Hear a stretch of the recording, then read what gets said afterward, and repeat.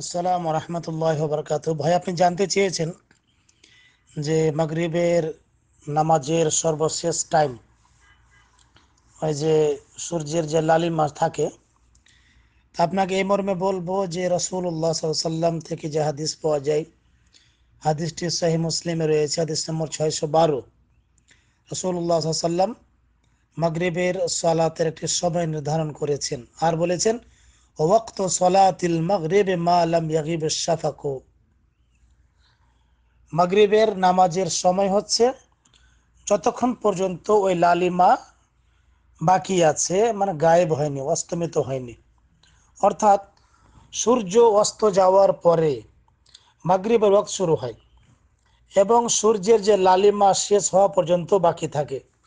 যখনই সূর্যের ওই যে লালিমা, লাল যে কালারটা শেষ হয়ে যায়, তখন মাগরিবের সময় শেষ হয়ে যায়। অতএব আপনাকে আমি বলবো যে সূর্যের যে লালিমা যখনই শেষ হয়ে যাবে, লাল আর থাকে না সেদিকে, হ্যাঁ, আর যদি সাদা হয়ে যায় তখন আর মাগরিবের নামাজে পড়বেন না, নামাজের সময় শেষ। এটা হচ্ছে নির্দিষ্ট সময়।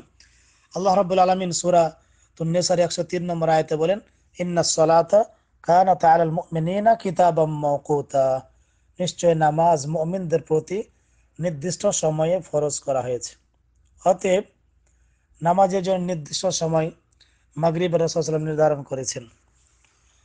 তো যদি আপনি ওই লালিমা শেষ হওয়ার আগে পড়ে নেন, তাহলে মাগরিবের আপনি ওয়াক্ত সময় পেয়ে গেলেন।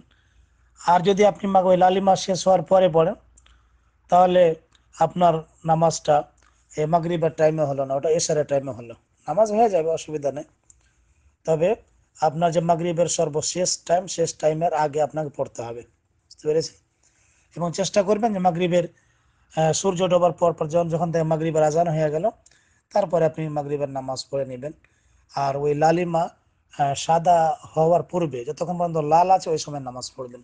তো হচ্ছে মাগরিবের নামাজের সময়, ওয়াক্ত, সময় বা ওয়াক্ত, এ সময় পড়বেন আর কি, ইনশাআল্লাহ।